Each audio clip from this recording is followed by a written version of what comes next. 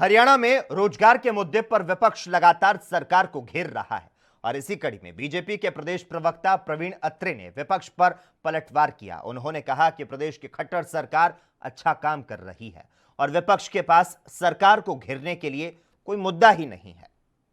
बात तो ये अनिल जी कि जिस हरियाणा प्रदेश में 2014 से पहले इस विषय पे चर्चा होती थी कि काबिल युवाओं को दरकिनार करके उनको नौकरी दे दी गई जिन्होंने पर्ची और खर्ची का सहारा लिया।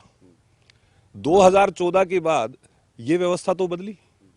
आज इस विषय पे तो चर्चा नहीं हो रही।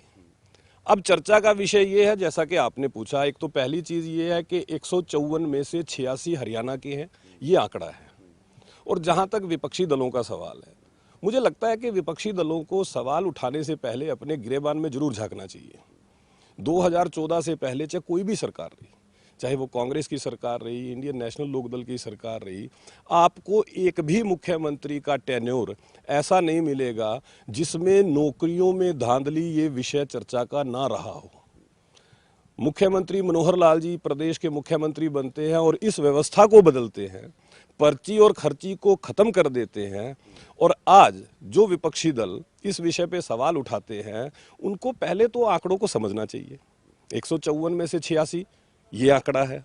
दूसरी बात, जो एसडीओ की नौकरियों की आपने बात की, आप सभी जानते हैं कि GATE, graduate aptitude test of engineering, जिसके जरिए ये भर्ती होती है, 80% मार्क्स गेट से निर्धारित होते हैं, 20% मार्क्स जो हरियाणा के अंदर सोशल इकोनॉमिकल जो कंडीशंस हैं उसके हिसाब से।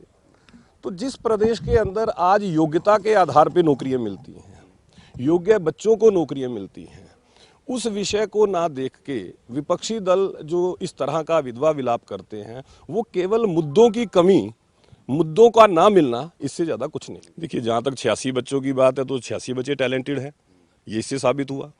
और राष्ट्रीय स्तर देश दुनिया की खबरों के लिए एएनबी न्यूज को सब्सक्राइब करें और बेल आइकन दबाएं।